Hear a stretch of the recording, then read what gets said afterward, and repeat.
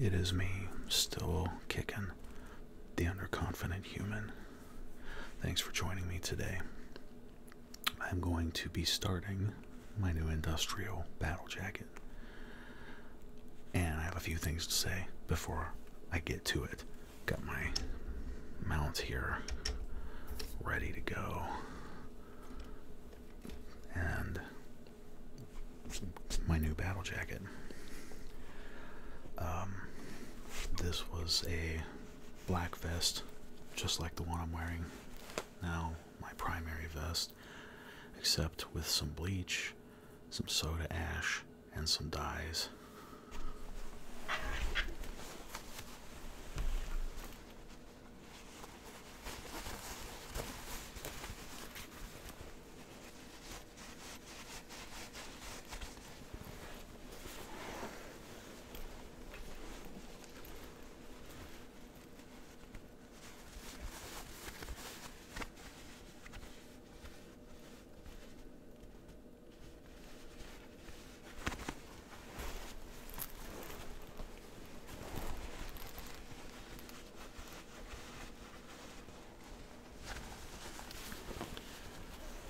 I've never done a project like this in my life. I've never one time tried to dye a piece of clothing and bleach it to, do a tie-dye or anything. Never done it before. But this one, I really, other than wanting to make probably my last one, I wanted to do this one a little more purpose-built. At some point I'll do a video revealing what the back patch is going to be, and let's just say that it fits like that. The back patch that I have chosen, and this design, this gray and black marbled effect, definitely are purpose built for each other, 100%. So before I get into this, today I'm going to be just installing my first 2 patches on this, just to kind of demonstrate it. Some people like to see that kind of thing. And what the hell, it's fun for me. It's kind of something probably more for me than other people, because if you've ever seen my channel before, it's not like I really put hard effort into trying to crank out content. I don't try to monetize or none of that shit. It's just for fun, and in this case for memories, so with that said, yes, this is going to be primarily, not entirely, but primarily industrial, post-punk, gothic, and it's basically going to have a lot of the same bands that are already on my vests and both of my heavy winter coats, which I have shown on this channel before. The second one that I started last winter is almost done, but yeah, I love having 2 full heavy winter coats that I can stay warm in the winter time and still be able to rock a battle jacket, so to speak. That's nice. That's very convenient. But yeah, and a couple of rules that I want to share before I get rolling here. Like, I have my own set of battle jacket rules that I prescribe for myself, not for other people, because I'll tell you, over the years my eyes have laid upon some really awesome battle jackets and some really god-awful abominations that I'll never make sense of. But to each their own. They need to be happy in their own skin, ideally. The underconfident human's battle jacket rules are: 1, I think that battle jackets full of bands that are purposely chosen because they're obscure and very, stuff that people listen to only once in a blue moon, if ever. People that only have 1 album, 1 CD, or 1 download, whatever, of a band, and then they're sticking patches on their gear. I think that's absurd. I really think that anything that is on you, a battle jacket, should be a part of you somehow. And I don't mean to quote that classic name 3 albums type of thing or any of that, but I really think that a patch on a vest should be something that you have a damn good story for. It should be telling your life story. Now, battle jackets to me are much more of a spiritual crusade almost than just a decoration. And for some people, they're just aesthetics, just decorations. That's fine. You do you. But for me, I need it to be something relevant, extremely relevant to me. Okay? Number 2, I have said many times in previous videos, as far as music goes, I've lived and breathed it my whole life, obsessively so, even to the point of like when I was real little, carrying cassettes in my pockets, even if I didn't have my Walkman with me, just in the off chance that if I was out somewhere with my mom in the car or whatever, she might let me put my cassette in the deck and listen to my music. Like, it was dead serious. So, I'm not a monolithic human. There are different people, different artists, different bands from different genres that have really influenced me and impacted me my whole life, from a little kid clear up to me now in my mid-40s. And this vest that I'm building here, somewhat similar to this one, is going to be primarily gothic, post-punk, and industrial, which some of the more technical people amongst us see those all as different things. To me, they all sort of have their own place and yet fall under this general umbrella that in my head I just call industrial. But that's the majority. But there's also going to be just a few hip-hop patches sprinkled in here, you know, mixed in with the rabble there. But yeah, the majority though is going to be industrial. And I thought, like I said, for fun, we'll start today and put the first couple patches on. Hey, it's a passion and things I love most. So without further ado, let me switch up, get the camera where you can see what I'm doing, and we'll get started.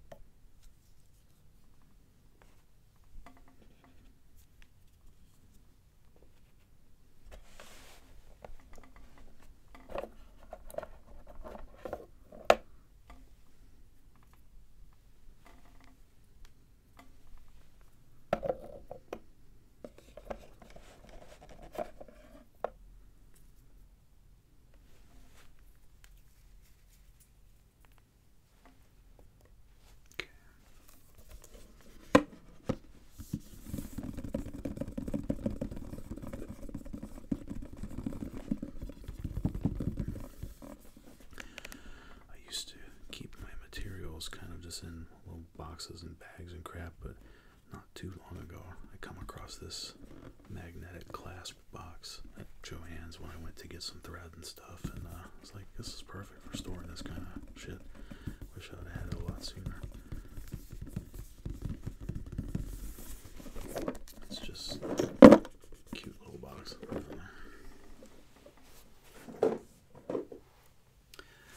Now, the style of sewing I'm going to go for on this is similar to my newer winter coat. It's probably not the correct term, but it's what I call vertical stitching, where you are coming out of the patch onto the garment instead of staying inside the lines of the patch, if that makes any sense.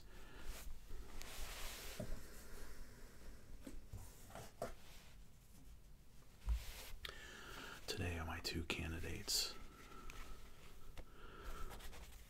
It's not often that I go for these patches. I don't like the DIY cheap printed patches, but I come across this on eBay and I was pretty excited because you don't see patches for the Zothomog record label too often, and I know that's also the name of a character, but this record label put out a lot of really classic industrial releases, including records from Leather Strip and even Frontline Assembly. So it's one of those rare times where I'm going to give in and actually put a just heavy cloth printed patch that someone made on my vest. And the other that I'll be installing today is this magnificent piece right here. This is from the show, because literally just yesterday from this video I was up in Cleveland to see Front 242's final show. They're part of the Blackout tour, the farewell tour with Nitzer Ebb. And my God, I love Nitzer Ebb. So, getting to see both of these bands live on the stage was really, well, let's just say, with as bad as my depression and stuff as I live with, this is one of those times where it just totally was shattered and destroyed. I very much enjoyed myself and was very happy to be there. When I went up to the merch table, it was run by some Wax Trax folks, and this was the last one. Actually, the merch table was pretty wiped out by the time I got there. Almost all the shirts were sold, and I would have bought a couple of these particular patches if I could have, but this was the last one. They actually tore it off of the display that they had kind of taped and put together on the table there to sell it to me. So that's really cool. And this is sort of one of a kind. I haven't seen a patch like this. I have Front 242 patches on all my gear, but this one is all embroidered. And the design is from the Front by Front album. So, and it's kind of big. Like, I was pretty happy I at least was able to get something for as long as that damn line was that I waited in. And there were no Nitzer Ebb patches. I'd love to have had that, of course. But these are going to be the two that I'm going to install for today's video.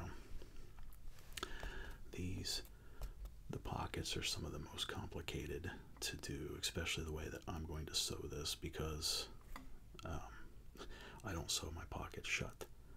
I want them to be fully functional. So, put this aside for now.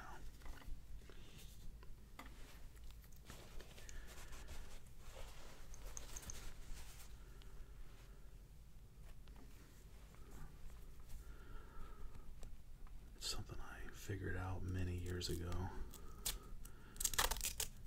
is I set my patches in place, anything I'm going to sew on, with medical tape. For some reason, medical tape really does the job. It grips onto the fabric denim pretty well. And I know that no one will ever see it.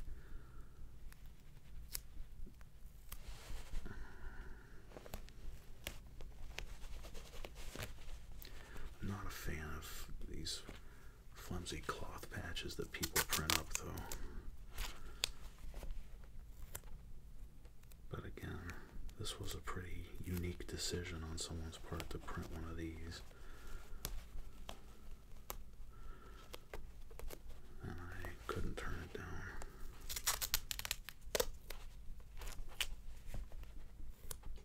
In fact, out of my battle jacket and 2 full winter coats full of patches, I own a total of 3, just 3 across all those patches and all that gear of patches made of this. I have a Public Enemy patch made like this, it's bigger. I have a front 242 patch that's big and printed something like this on the back of one of my winter coats. And I have a Velvet Acid Christ patch because that's another one you'll never find an actual patch for.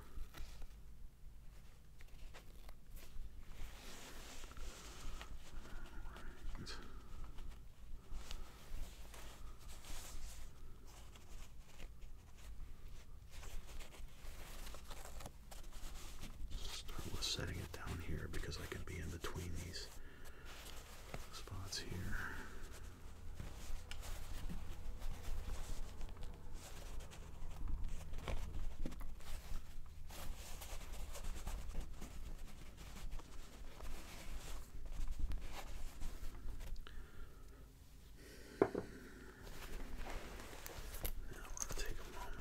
To make sure that there's nothing crumpled up under there and that everything's good and smooth. This one will be extra tricky because there's a point here where the pocket seals shut, and then there's this big section inside that I gotta work through and behind. So the transition from here to here and then back into the pocket and out again, that is literally one of the most difficult sets of sewing to do on a vest like this. And I may F it up, it ain't gonna come out perfect, but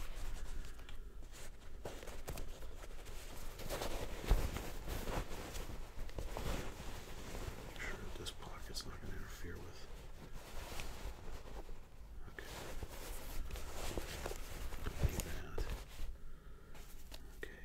Started.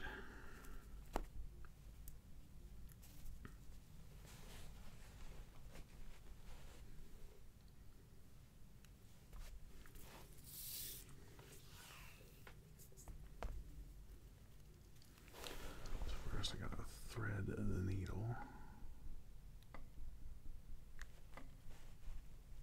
Didn't get it.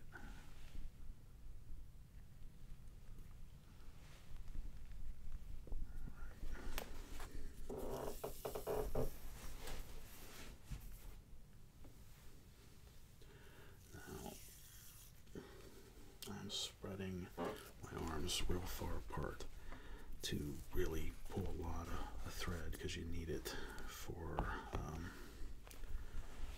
how this works.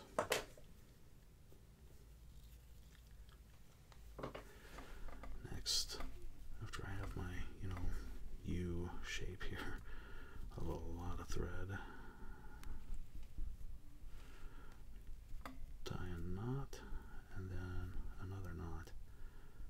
And then something important with this style of sewing is you need a lot of them. You really need to make the knots that stop the thread from coming through all the way out of the garment to be kind of thick. So I will start by tying a few of these.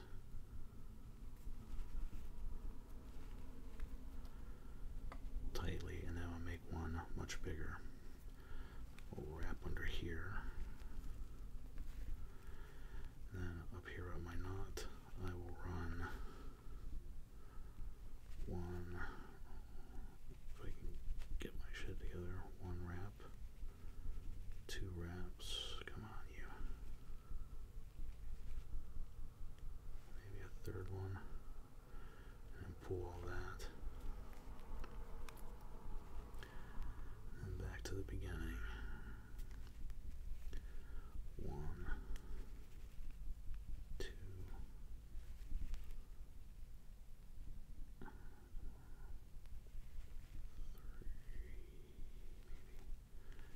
and 4. we'll even do 4. Make a fat knot. And guess what? We're doing it again. With this style of sewing, it's really never, you can never have too fat of a knot at the very end of your thread, because trust me, you'll need it. And with all that, pull that tight, and that's a fat little knot right there. It should do the job.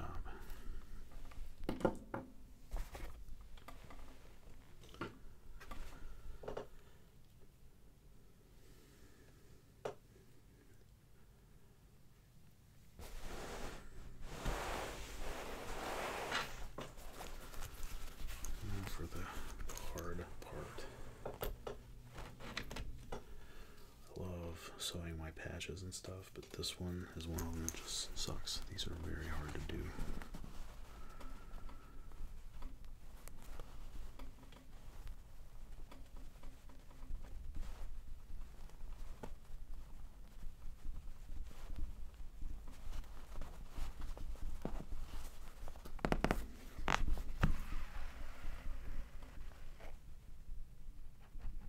See, I'm giving it a little yank there and it's not coming through.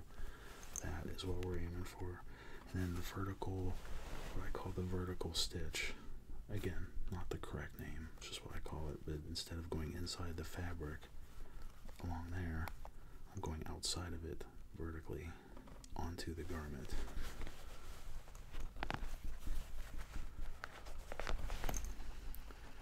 And that produces a stitch like that.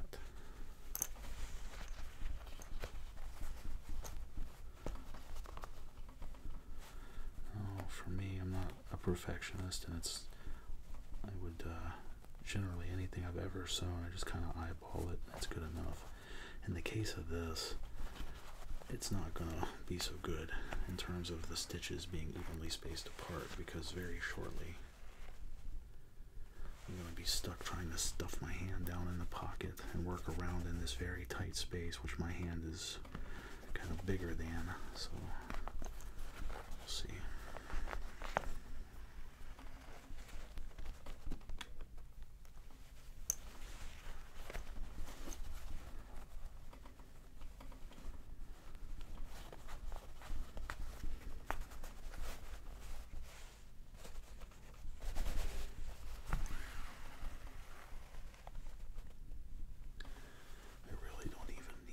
To put myself through all this for this part here, because it'll mostly be covered up by the pocket edge there, but I'd rather keep some degree of consistency.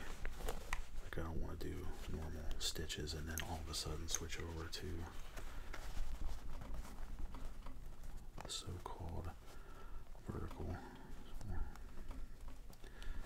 But boy, this is going to get dicey.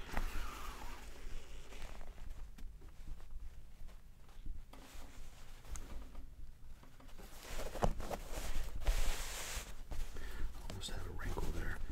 It's always important to keep an eye out for that.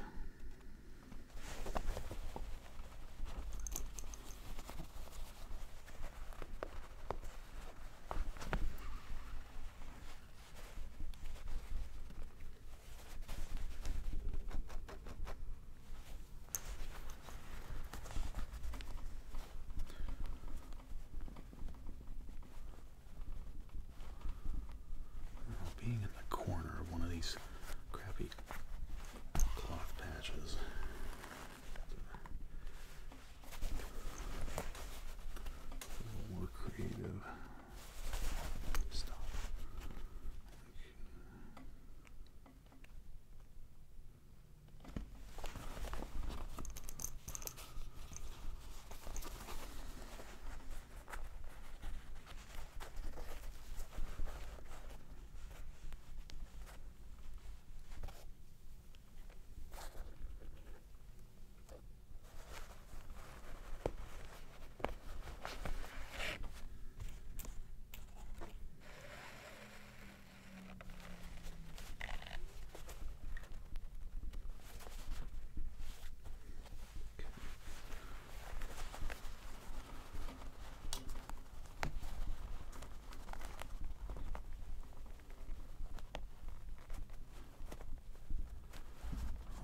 Yes, indeed, I hate pocket patches.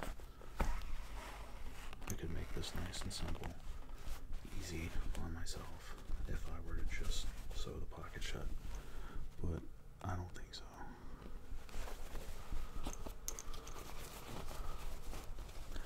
In fact, the front pocket on my other vest is what held that front 242 patch that I got last night while I was out in the pit. I want to keep it in my pocket and have it get all sweaty.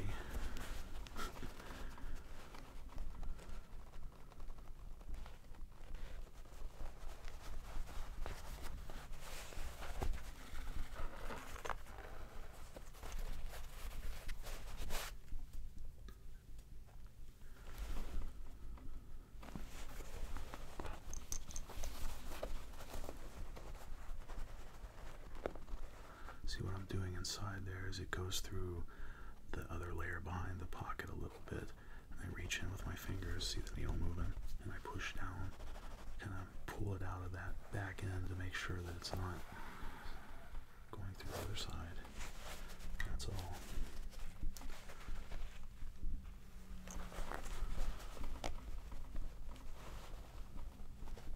Now hopefully, if you're here right now watching this and hear me talking to you, then I hope that it is you're actually here for ASMR purposes, to kind of relax and unwind a little to the sounds of the fabric, my god-awful voice, and otherwise you can fast forward right away from here and see the end result whenever I get there. See, so far, this doesn't look too bad, right? They're somewhat reasonably close together, or like spaced apart decently, but when I get further down where I can't move my hand, it should get interesting. But who knows, I might pull it off.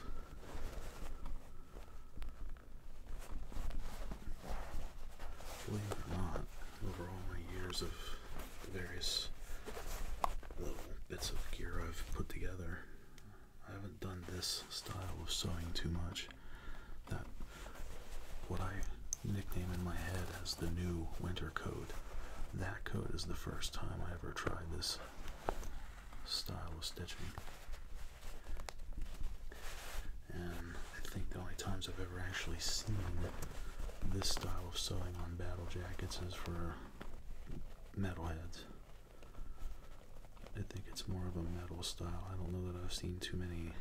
I know it exists, but I've never seen too many punk jackets that have this style. But you know what? Someone go ahead and try and stop me. Because this is definitely not going to be a metalhead's jacket. This is going to be, like I said, industrial.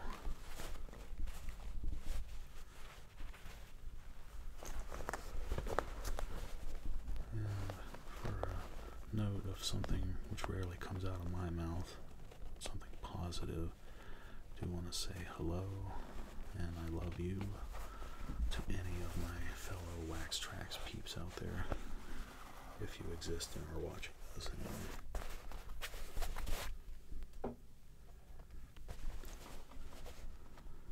I really wish I could have been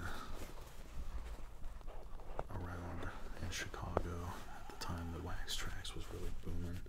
I undoubtedly would have had the time of my life.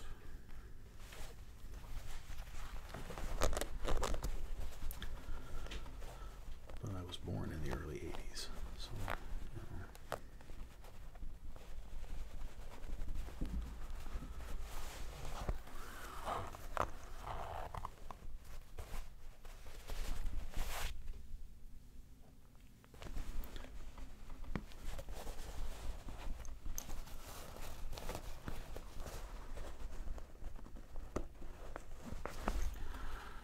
In my favor, this pocket here is a little bit wider inside than the one on my new winter coat. I think it was a real pain in the dick. This one's getting rough, but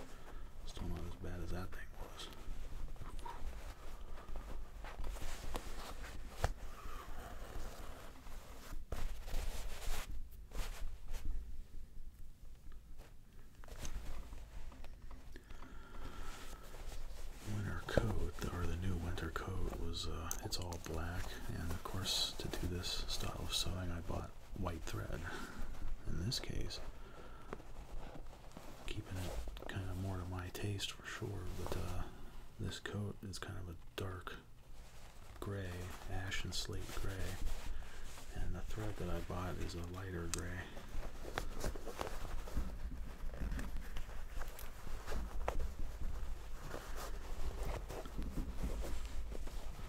If the option existed, for sure, I would have done all of my patches, like everything would just be black and white with the gray vest.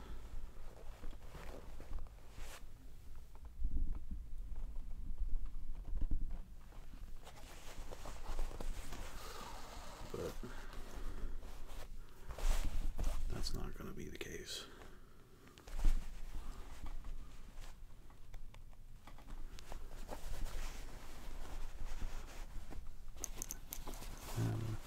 Other than on the internet, you don't really hear people knocking other people's battle jackets too much. I've never really laid my eyes on that situation where someone like comes up to someone at a show or whatever and gives them shit about their vest or their jacket.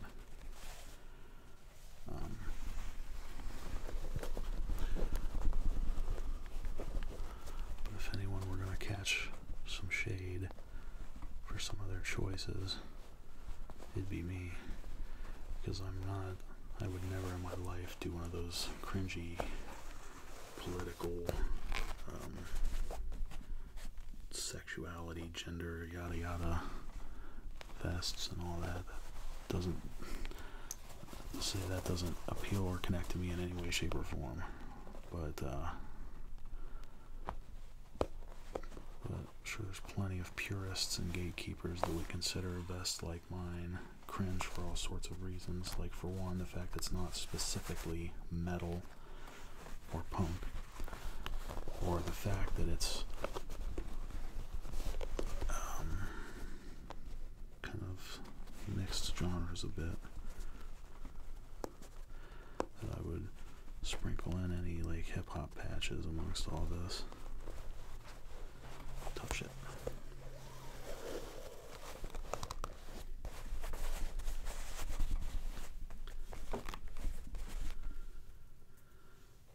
Personally, I think if that were to happen, I'd have a little fun with that situation.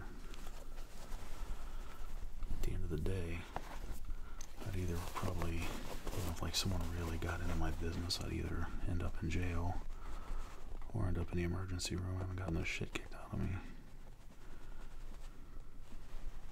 Because I'm not the one.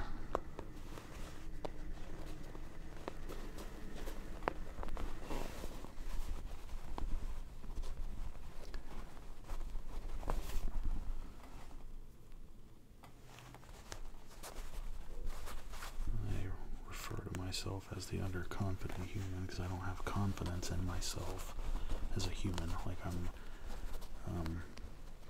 the person that no girl could date, would want to date, because I'm not attractive and I'm not outgoing. I don't have much to offer. I don't blame them. I don't have confidence in myself to succeed at much of anything, so I've always kind of been a loser. But don't mistake confidence and self-esteem with being a sissy, because that I am not.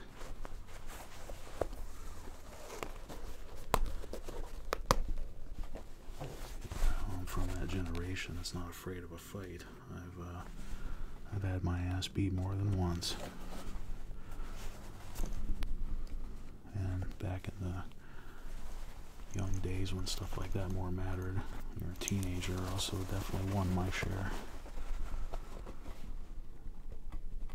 I can't honestly say I've never been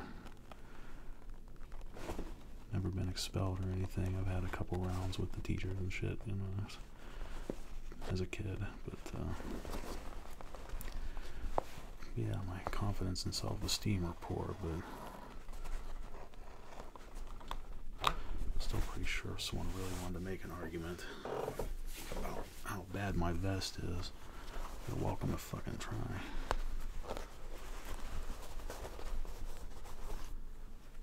It's really a shame that that's even a possibility out there. Like I said, stuff that I've seen over the years that's cringy as shit to me, I still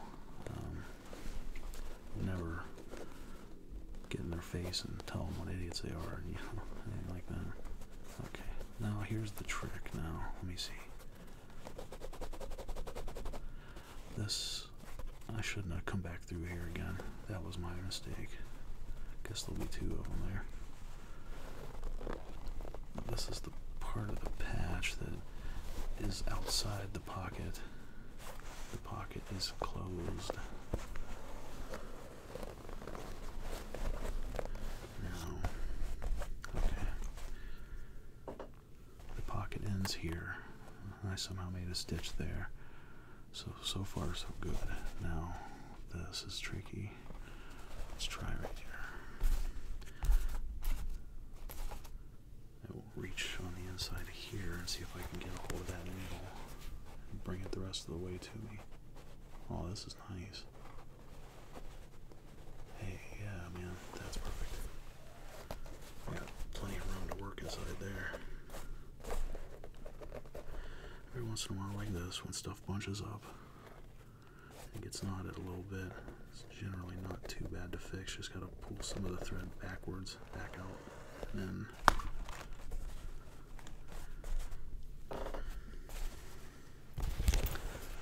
alright, now with all this room down here, I can at least get this edge of the patch should look pretty good.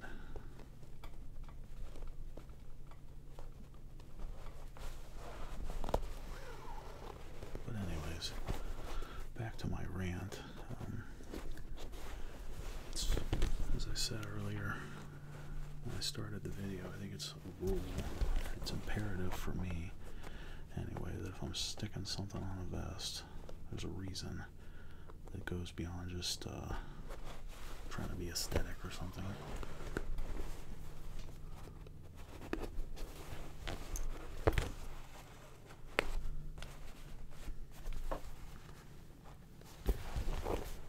When I was a kid, I was able to recite song lyrics as early as the age of 4 years old. I lived and breathed hip-hop. It was strictly hip-hop, and I was very picky about my hip-hop too, but you know, I had this massive cassette collection when I was just a kid, and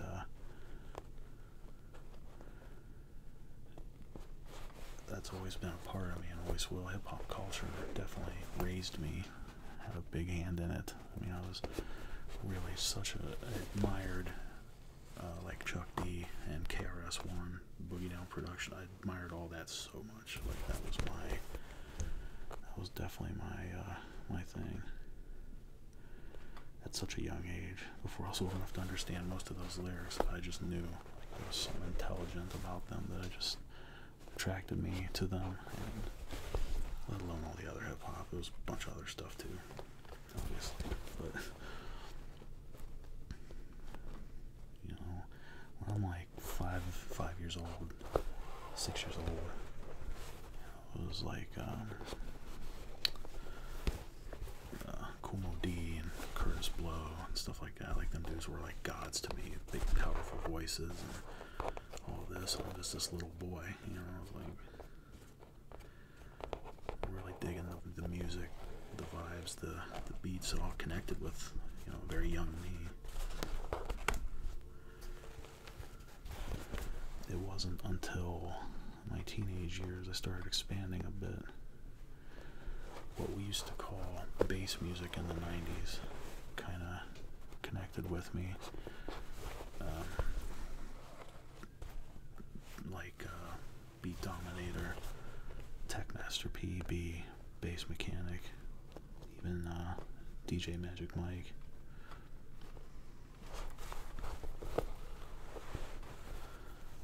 My obsession with bass is what got me. You know, I had a cousin that had a monster system in his car, and I was really fascinated by all that, especially being a hip-hop kid. You know, having your music just beating up subwoofers, and it was a really exciting thing to grow up with when you're little, you know. And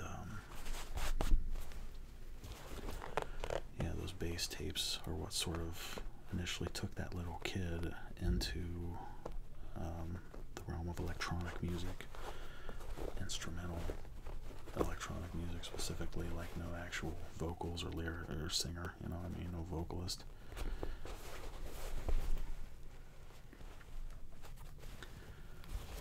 Then we make it into high school, and Prodigy with their Fat of the Land album was still pretty huge, still pretty well known, and then like 9 Inch Nails and stuff like that.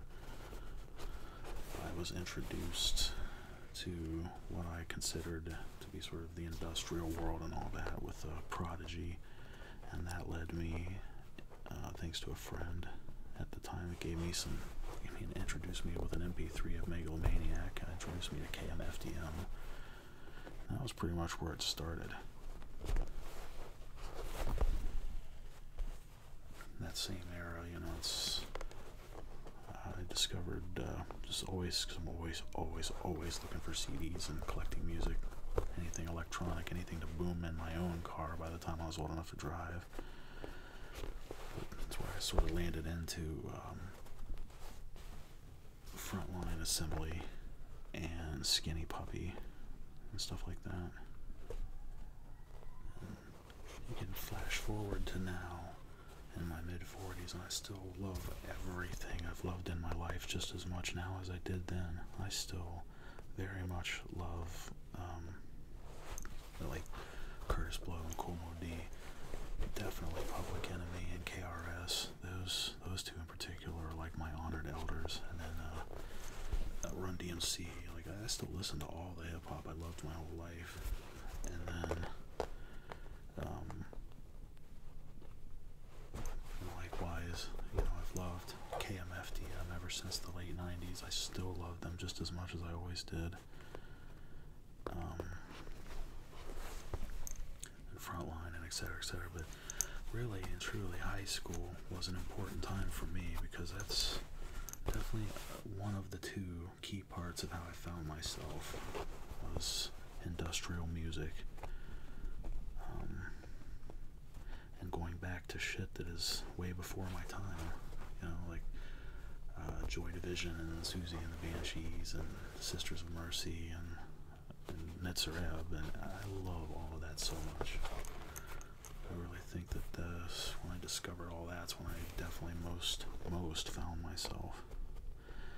There was another thing that helped me find myself in that whole mess too, that I'll make a different video about sometime, regarding how my very first battle jacket I ever made when I was like 19 or 20 somewhere, I think it was definitely right after high school somewhere, was a poser jacket, and I mean poser as hell, and all because all over a girl, and I didn't know any better.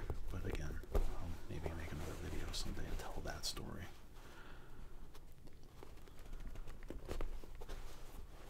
Now, this is going to get tricky because there's pocket space inside of here, but also where the pocket starts here. I don't want to sew that up and lose any ground, so I need to start checking here.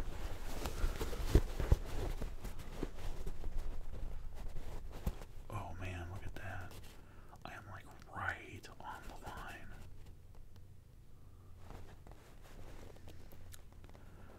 Shoot. Okay, I know what to do here. I'll just come at this final piece here at an angle. I'm going to stick really close to the other stitch. It wouldn't hurt to lose this tiny little bit of pocket. I mean, it's so minuscule, but I just won't do it. That's the only aspect, I guess, I'm any kind of perfectionist. Okay, there we go. Just before the stitching of the actual pocket. So, what we do here, this one's going to be a little crooked because I'm coming down at an angle.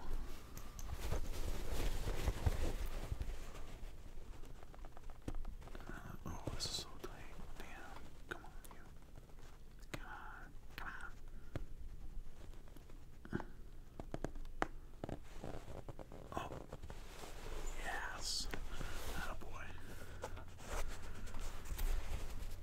See, it was necessary to do that because I'm coming out. This right here is where I'm coming out of the back of here, but there's still the line of the pocket here. So coming at this angle lets me get back in behind here without coming on the outside of here where the big flap inside ends. Unfortunate, but necessary.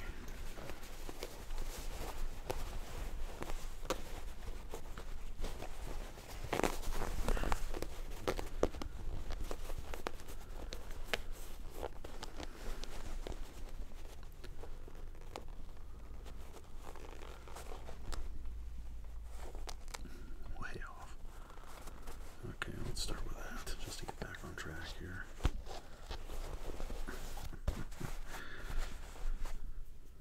Still, you gotta admit, this came out good. It's inside the boundary there, so to speak. And this one's gonna be just slightly crooked too, just so I can get my hand on this a little better and continue.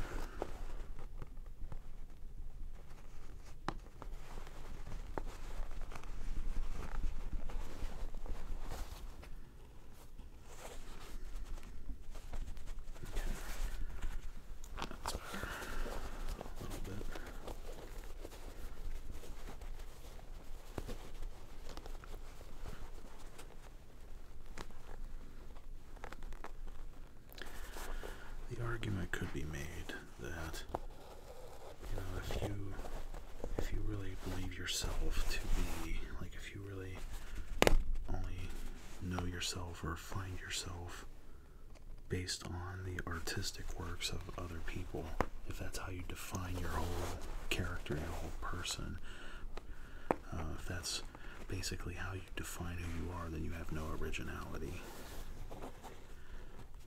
of your own. You are entirely, if that is your person, then you are entirely the byproduct of someone else's creativity.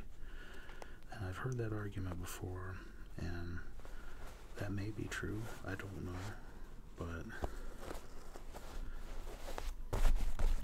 if that is true, then it's true. The fuck do I care? People can believe that if they wish.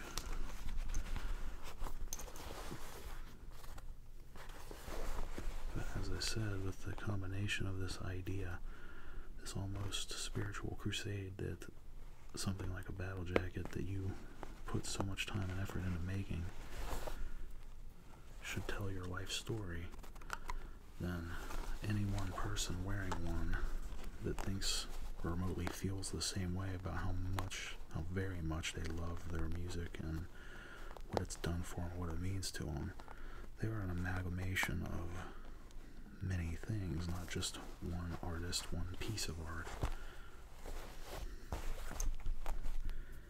And most types of music really are, technically, there's no denying it, there's no disproving it otherwise, that music is culture.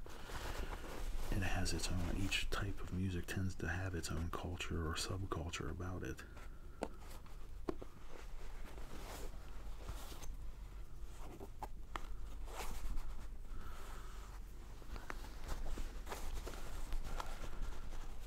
To me, that is not lacking originality. That is not, it's literally culture.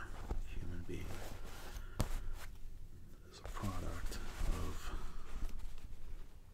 a long history, a long line of things.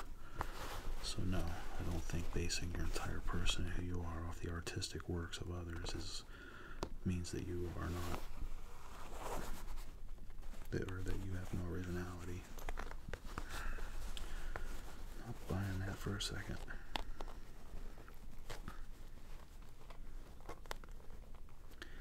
And people being people always seek conflict.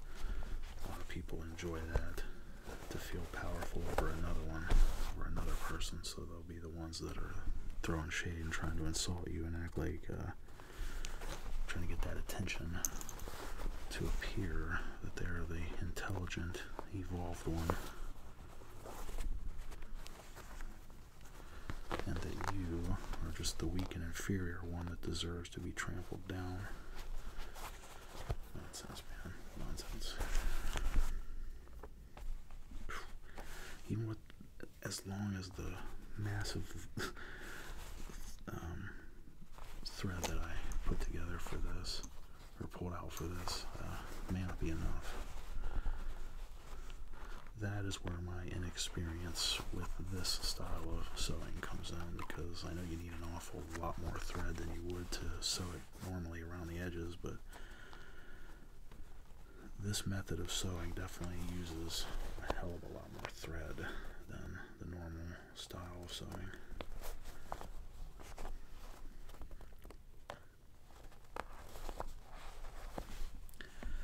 This being prepared for that possibility is also why I started like right here, because when the time I come around and I gotta finish, I want this somewhere as easily accessible as possible for me to be able to tie this off, to tie off this end here. So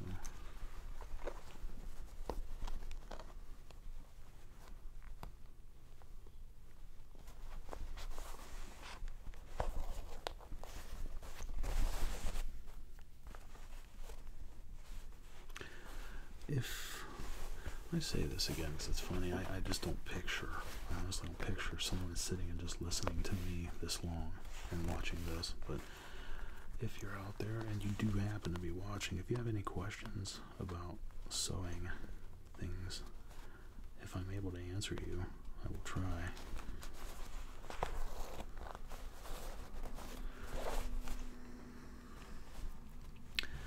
If I did something here that, like, there's a specific point in the video you want to show me a timestamp and ask me about, I'll try my best to explain it.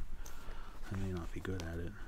Sometimes my brain works in funny ways, and I will word things that will make sense in my head, but someone will be like, what? So the corners of these I do like to come out at an angle, like so.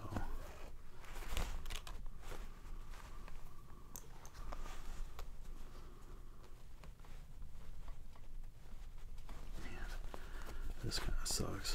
It's so close and yet so far.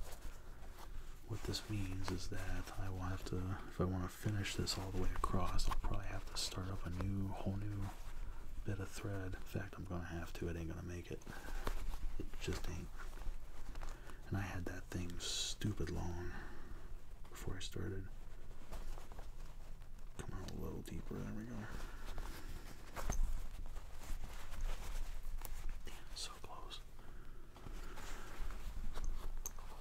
That's just one of the gazillion trials and tribulations that come with making battle jackets, that's for sure. So I can't finish that without more thread. So what I must do, well, I can still get my hand on this thing, snip it.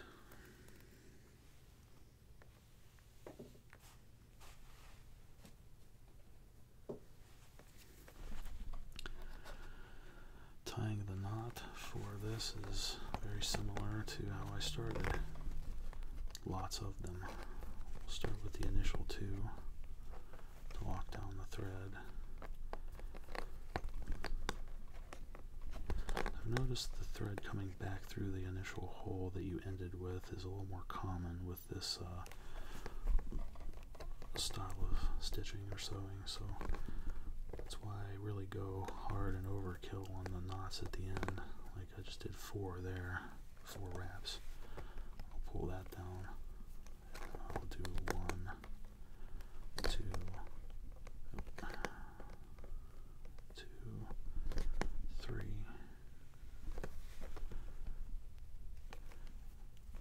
and then I will do another 1, 2, tight. I will do 4 again. So I just randomly jump from 2 to 4 tight. And then I will do a 1 real tight. Good enough. Snip her off there.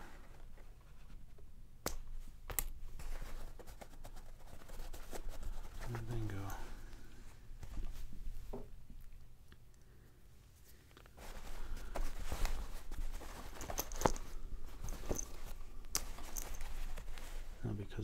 placement, yes, I could just leave that where it is. It'd be just fine. But that is not my style. So I'm going to go through effort just to fix that little bit.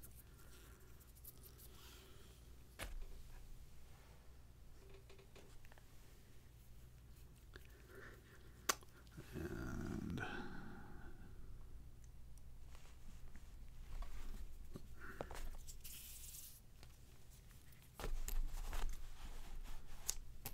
don't need a lot, but I need more than I had.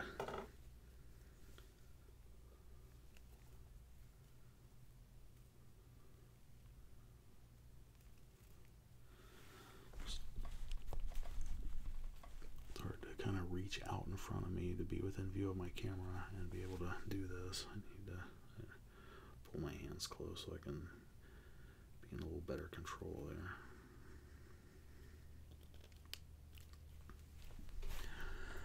While I'm working on this, I'll offer a little game, which I would be shocked if anyone's even still watching, but if you want to try to guess what the back patch is going to be, because I'm not telling anybody yet until it gets here, and it's still going to be a while. Damn it. It's coming from a shop in Poland, and they still have to produce the thing. So let's just say it's made to order.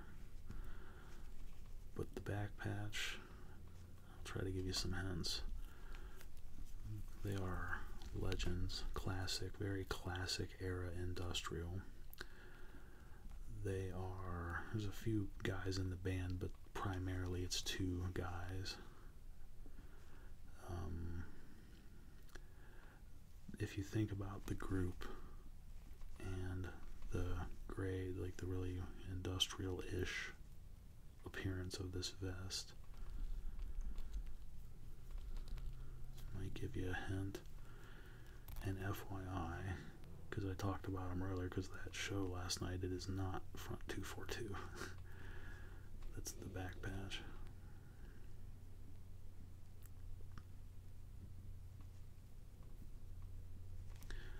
Trying to think of, yeah, I already mentioned it is primarily two guys that write the majority of that music.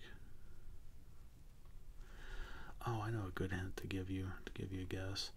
One of their tunes in particular is like the industrial EBM version of a, not a cover or anything, I don't mean that, but I mean in terms of style, is like a really aggressive, almost like a fight song, kind of a EBM version of a punk rock anthem that would, let's just say when they perform it, everybody in that place is jumping and screaming along. Very angry, political tune that everybody that listens to any industrial and EBM knows this damn song. They're very famous for this one particular tune that, yeah, that's all the hints I can give, I'm afraid.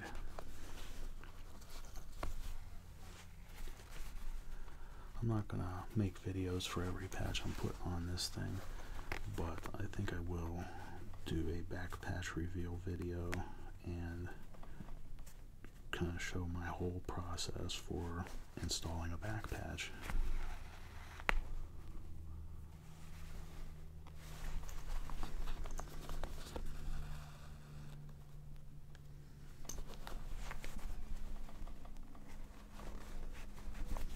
There, see, now that to me feels better. A little bit of a pain in the ass with some extra steps there, but I didn't want to leave it unfinished.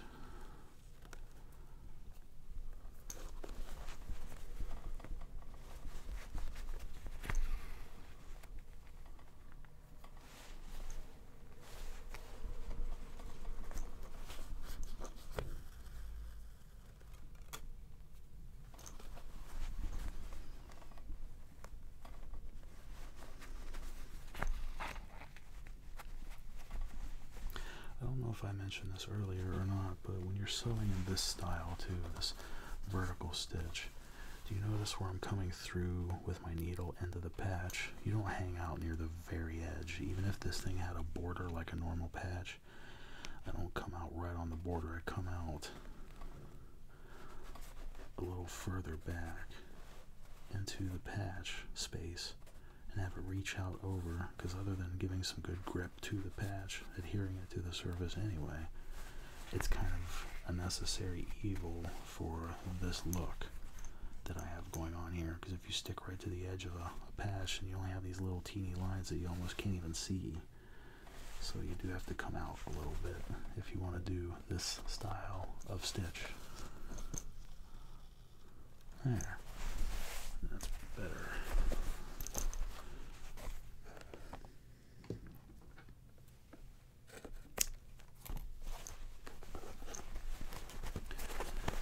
Let's just fabric out good and hard so I can see my point of contact there. Sometimes on some of the patches that are further into that inside pocket area, it's a little more guesswork and whatnot as far as this step goes, or locking down the patch.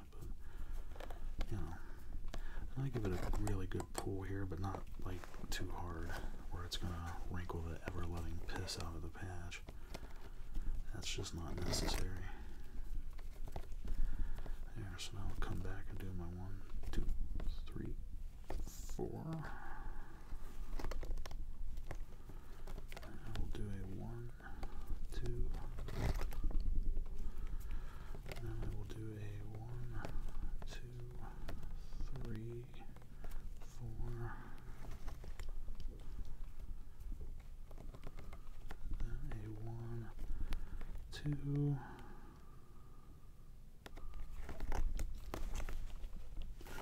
There, I think.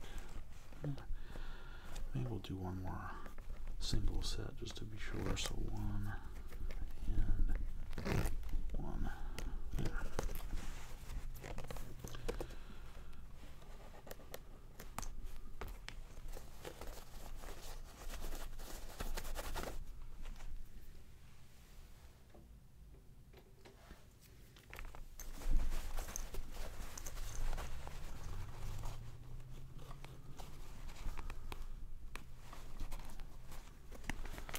Trim that bad boy off when I started, huh?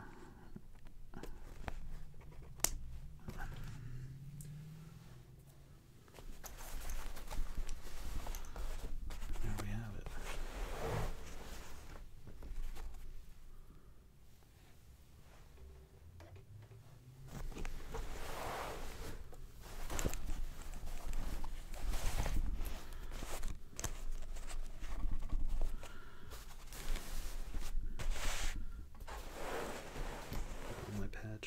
My vest has its first patch.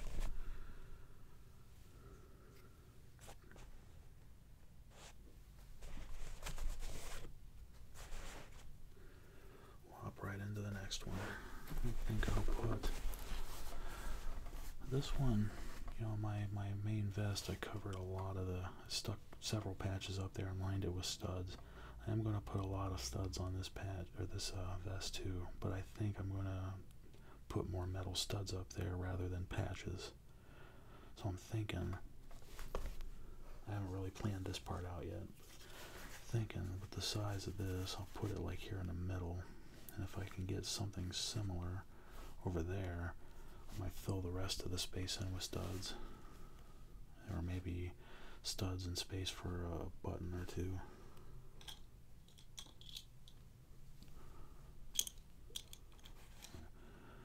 Maybe I could even get 2 buttons alongside that.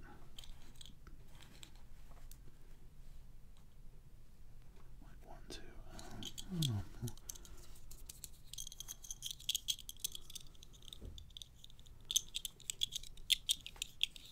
I'll think about that.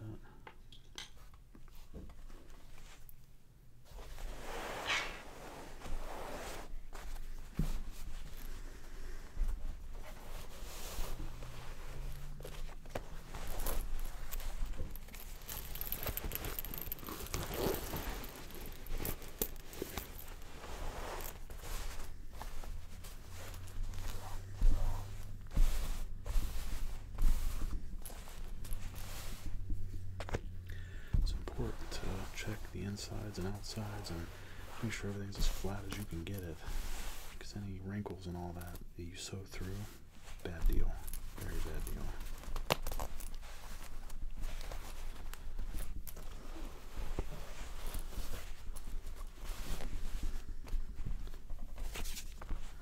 I just really can't believe, I mean, everything, we all age and everything comes to an end. Still kind of can't believe that Front 242 is really going to be done after this final blackout farewell tour. These guys were really crucial to the founding of our early industrial scene. If my history, if it's actually correct, Front 242 are the ones that invented the term electronic body music.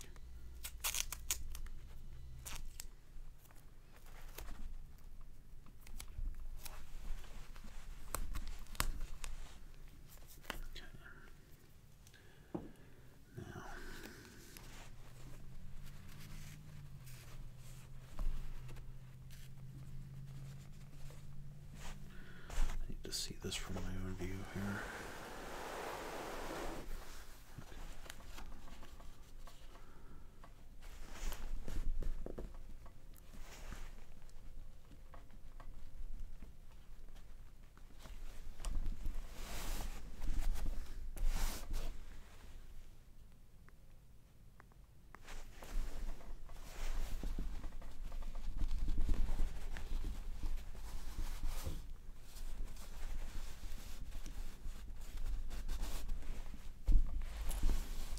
See what I mean about using just medical tape to set a patch? It's you can kind of really push hard and force it around a little bit to lock it into a more appropriate position. Getting through that right there is going to be, that's really thick, but it'll be alright. There's no pocket or anything to work with there, so this one will be a lot easier.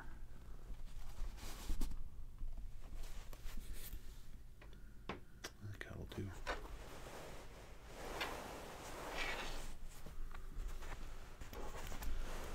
just hoping all my stitching and pulling there, I don't make it crooked by pulling on it too hard. So do this again.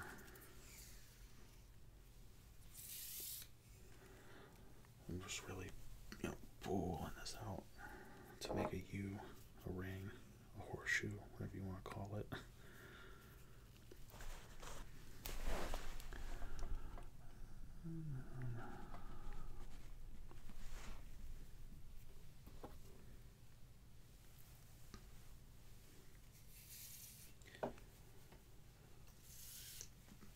Pulling out a significant amount of thread.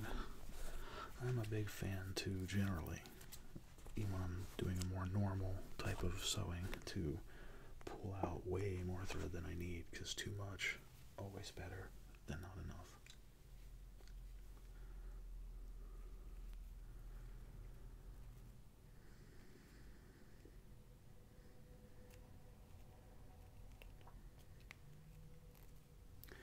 So once again, once I have that run through, I'm just making knots, lots of knots, to pull the old needle back up against when we're ready here.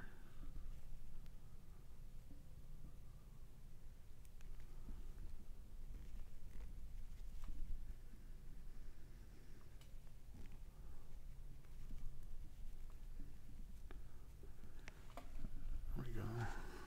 Doing random 2, 3, 1, 3, 4, just whatever, to have a good fat knot to stop it from coming back through. And again, I don't actually understand. I had that happen more than once on some of my patches on the new winter coat, and why they managed to somehow come back through the hole a lot easier. Just once too. It never like completely comes apart by any stretch. Just one stitch will fall back through the fabric. I've never had that happen one time with sewing normally, but with this style,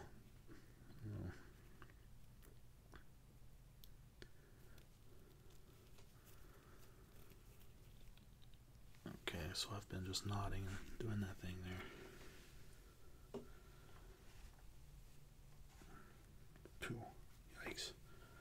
definitely have enough thread this time.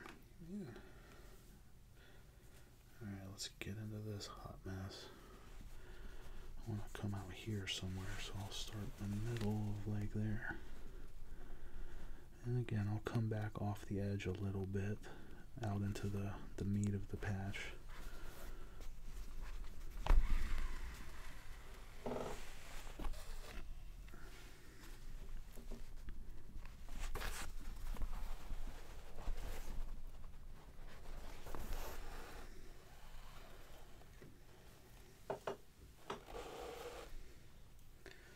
I'm pretty sure, now I was talking earlier about aesthetics, I think the aesthetic appearance of your vest is definitely something you can have fun with. It shouldn't be the sole motivator, but I do believe that is the reason for this style of stitching.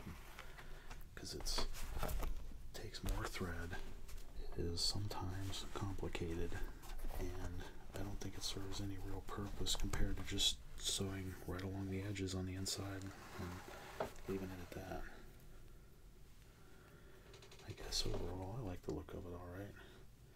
It's not something I obsess over, but I do like the look of it alright, I guess.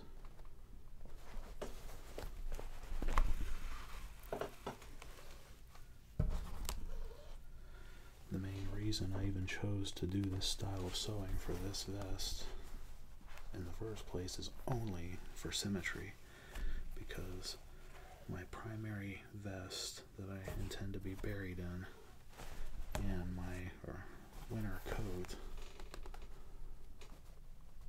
are sewn what I call normally, sewn along the inside of the borders of the patches, and you don't really see the stitches because I used the same color thread that the patch is.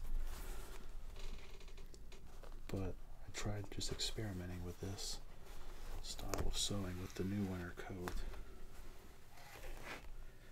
And then when I finally decided I was going to make another vest, just again symmetry. Like, well, I have a vest and a coat that's sewn normally. Now I have a coat that's sewn with the vertical stitch, and another vest, vertical stitch. Symmetry. Mental symmetry, definitely not physical symmetry.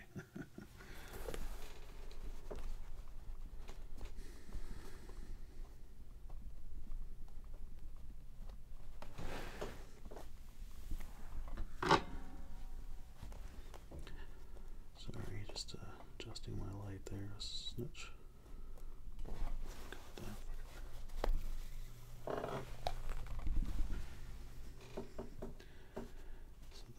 On the outside at an angle because it's the corner piece.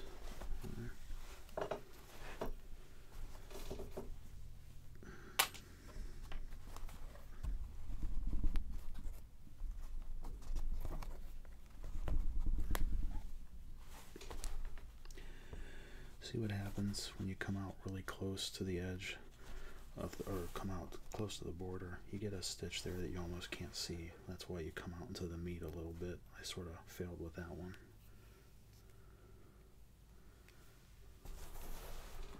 That sort of mistake isn't enough of one that I'm going to cut my thread here and start that over. These corners, sometimes it's fun to do this. I come out at an angle to lock down the corner here. Then I'll also bring a stitch up and go straight across here at near the edge. Gives it that kind of crossed look there. Now I need to take a second and make sure that I haven't pulled my patch up a bit and got it crooked. There we go. Just making sure.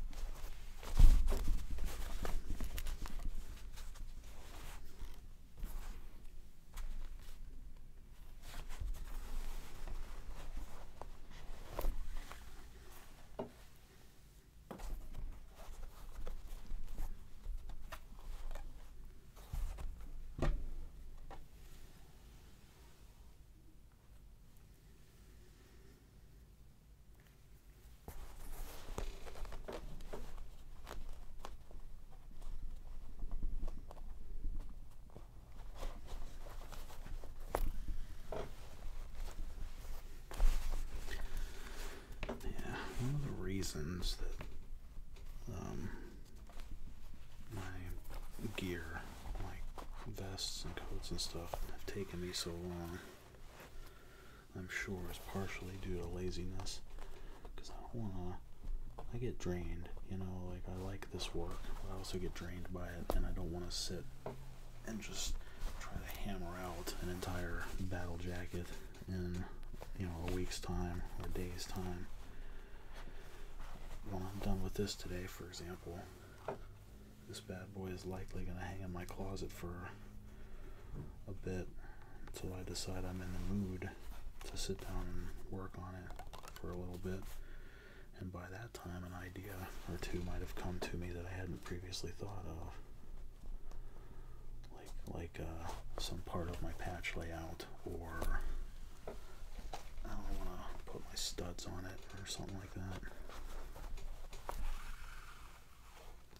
Right now, for example, I'm trying to weigh on if I want to use I have a big bag of matte black studs, and if I want to use just the matte black studs alone, or I have those riveted looking ones that are smaller in size that are on my black vest.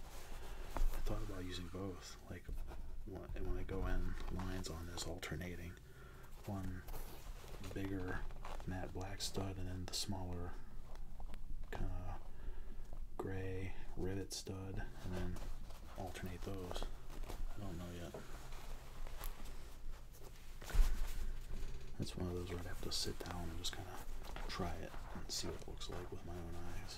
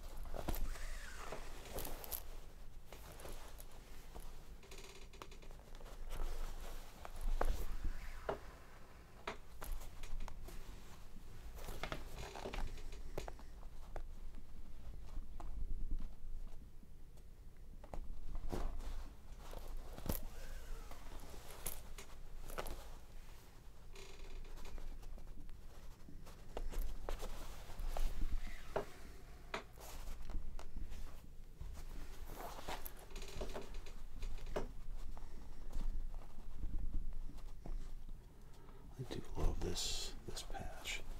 This is a really nice one. Just so well made. You cannot ask for a better build of a patch than this one.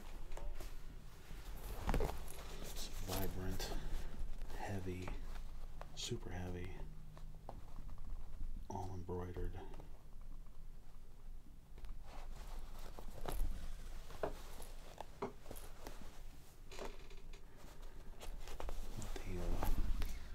Tracks peeps did a really fine job with this one.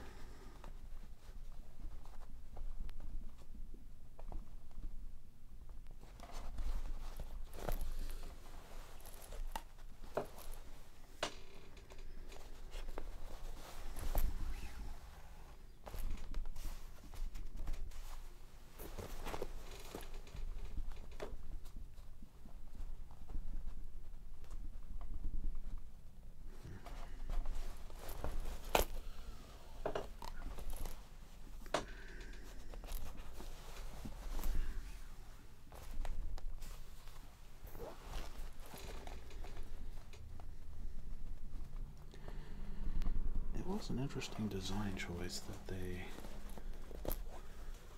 did. The way the red backing for all this embroidery is like this really thick, heavy red canvas, and the black background of this embroidery where it says front, this black is all embroidery.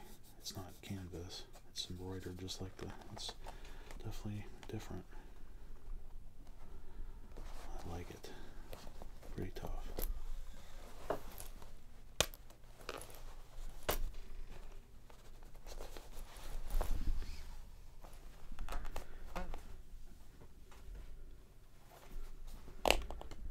sure why I even chose to do so just now, but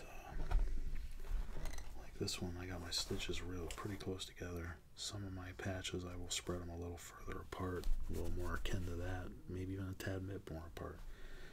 I think with this style of sewing, though, you do want to have them somewhat close together. I just have a feeling, I don't know.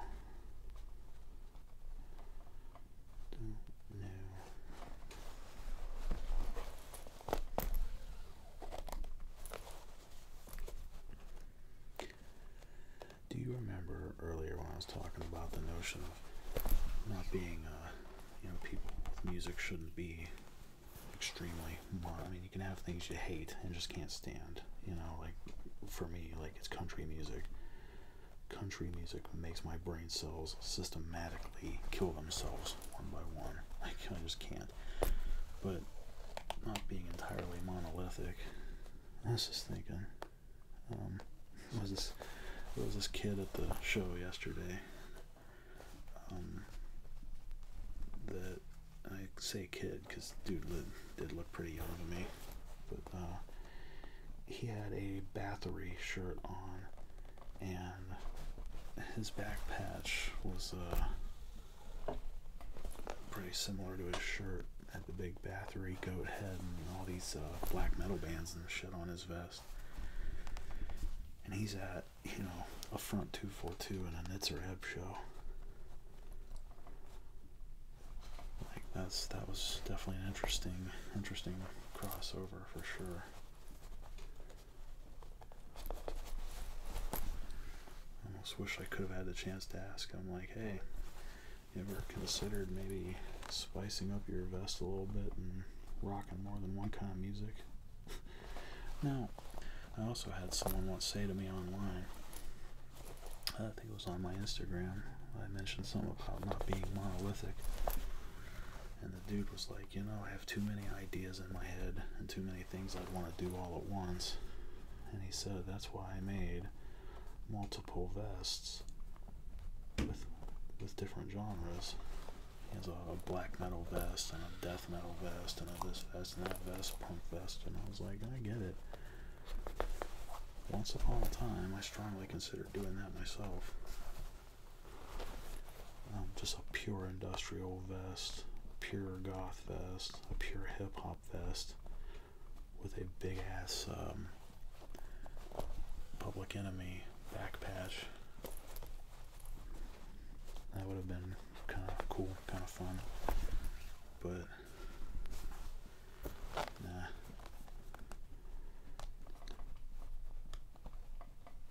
That kind of compartmentalizing is probably smart and works well for some people, but I don't think I'd feel right wearing a vest, no matter how much I love the band, the groups on it, if it's just one genre. I don't like that for myself.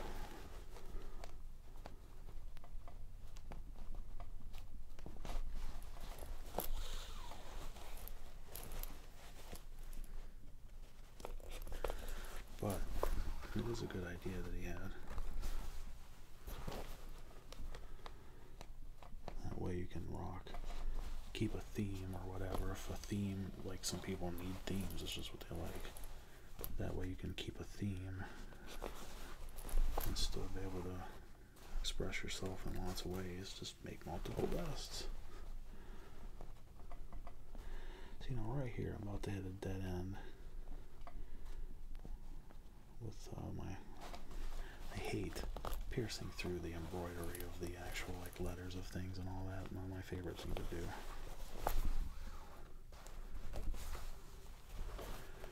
My options are either just accept that or don't accept that and make smaller stitches, which I think is what I'm going to do.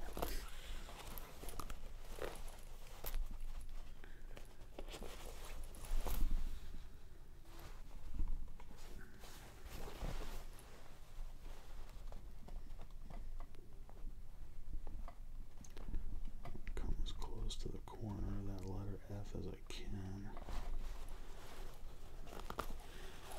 And then again, for the corner piece there, come straight over at an angle.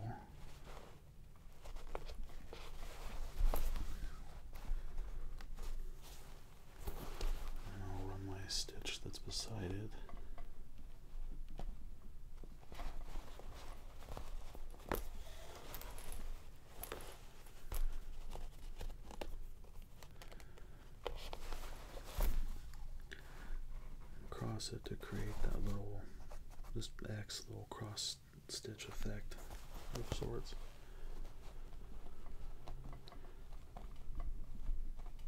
I didn't even try to do that on the Zothal mag patch because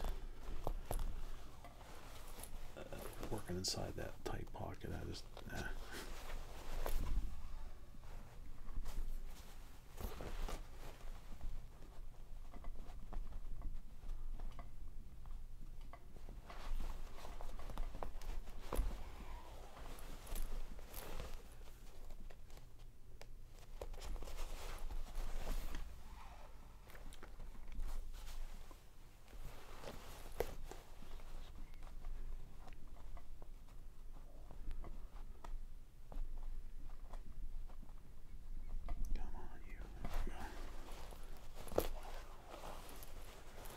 It's okay when you're stitching to try to kind of poke through a little bit, but not all the way, and then come back out again. Keep trying to find the right spot, you know, just the tip. Just the tip. Trust me.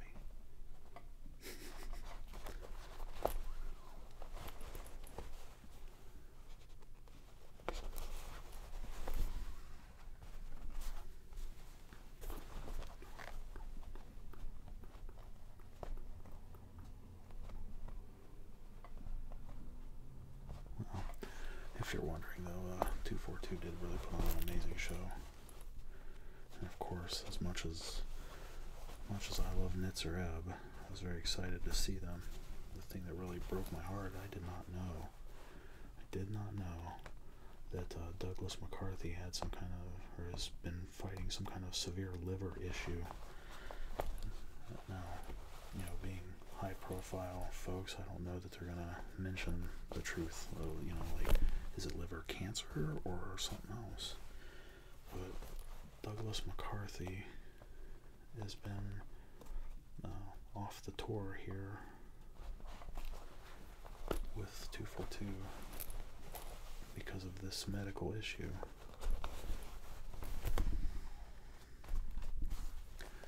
I really hope that he comes out of this okay, whatever the hell is going on,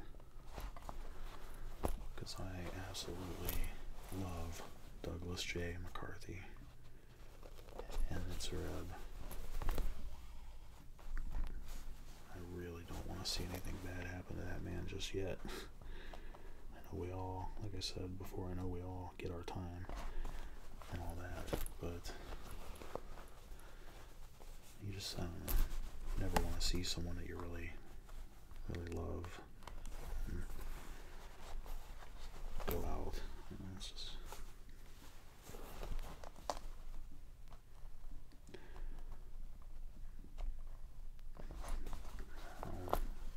as such, Bon Harris came out and did the show himself. I mean, he had, you know, someone with him doing the music and all that, but I mean, he sang all the tracks by himself. It was still a real good show, real good time.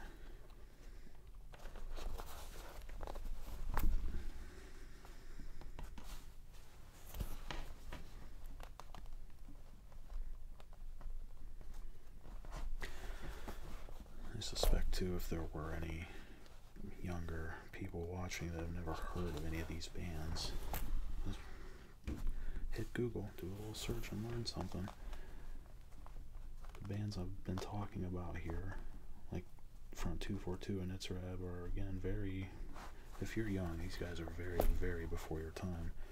They're almost technically before my time, even though I was alive. I was a baby. But early industrial music, the electronic stuff these guys did, of course, evolved and grew and influenced a whole new generation of people. I strongly believe if it wasn't for the likes of a 242 or a Nitzer Ebb or a Skinny Puppy or a Frontline Assembly or whatever, there wouldn't be a Nine Inch Nails or a Rammstein or a Three Teeth or a whoever. They were pretty important to the whole genre of this music. played off each other too. I mean, you know, I think that like Dead Can Dance and Joy Division and Clan of Zymox and all that influenced some of the industrial people, and I'm sure some of the industrial people influenced them. That's why I said, to me, they're all sort of under the different styles in a sense, but they all fall under the same sort of umbrella.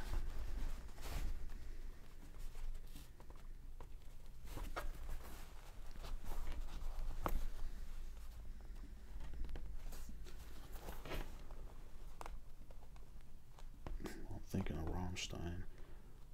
I do like Rammstein quite a bit. I think they rock pretty good. They rock hard. I just there wouldn't be a Rammstein without a Leibach, you know.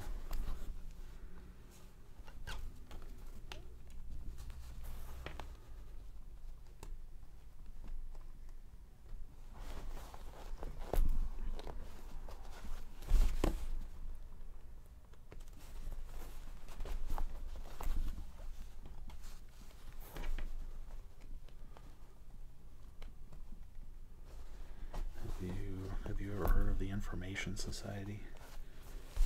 You think them guys would have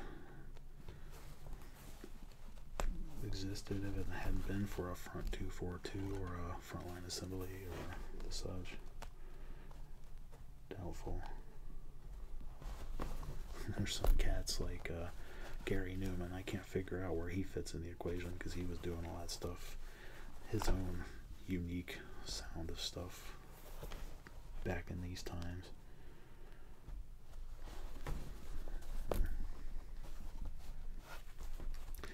As far as Front 242 goes, I definitely recommend, I mean, all their albums are classic in different ways. I would probably suggest Tyranny for You. I think that's my favorite. Followed closely by this album here, the Front by Front. Great record. I always felt I could use a little more polishing, a little like proper remastering to give it a little more kick and a little more sharpness, but what a great album.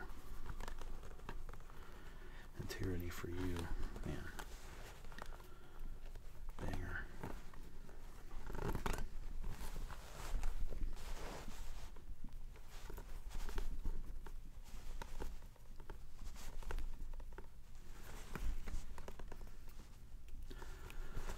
This part again where I'm just randomly taking a certain number of twists here and making a big ass knot to keep this from coming back through, hopefully.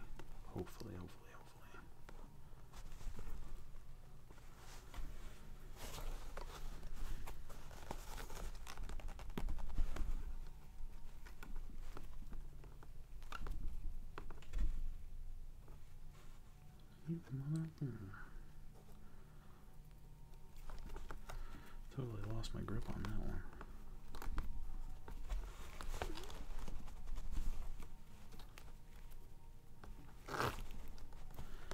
And to think, I got through this round of sewing without poking a new hole in myself, so that's always nice. It happens at least once or twice or 3 or 4 times throughout the course of making a battle jacket, that's for sure.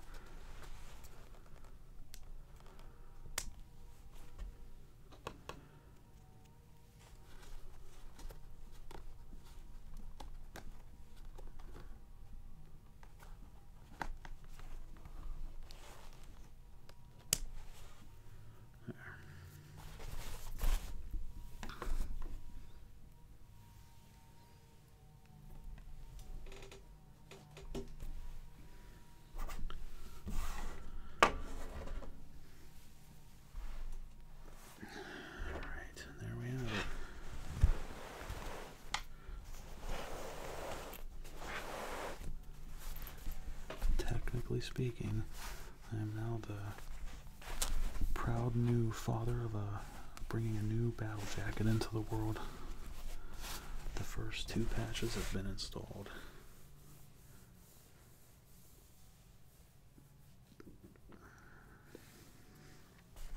At some point I'll make another video and kind of show some of what I've done as this thing eventually comes along. I know that as far as hip hop goes, like Public Enemy and Cypress Hill, KRS-One, and Run DMC are gonna get sprinkled in here somewhere, I think. And then I got a typo negative patch that's super long. It's gonna go on here. Joy Division, Knockmar, David Bowie is gonna get squeezed in here. I got a few surprises for myself here I'm looking forward to.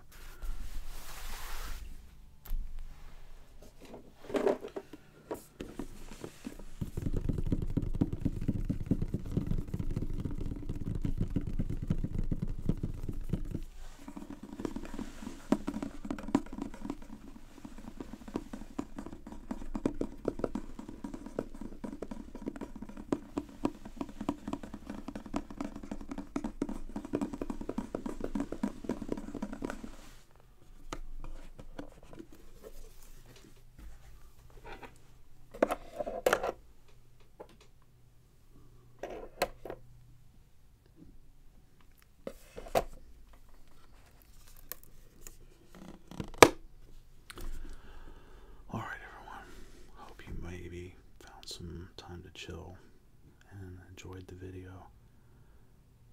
This is just me, nobody, the underconfident human, signing out. I will see ya.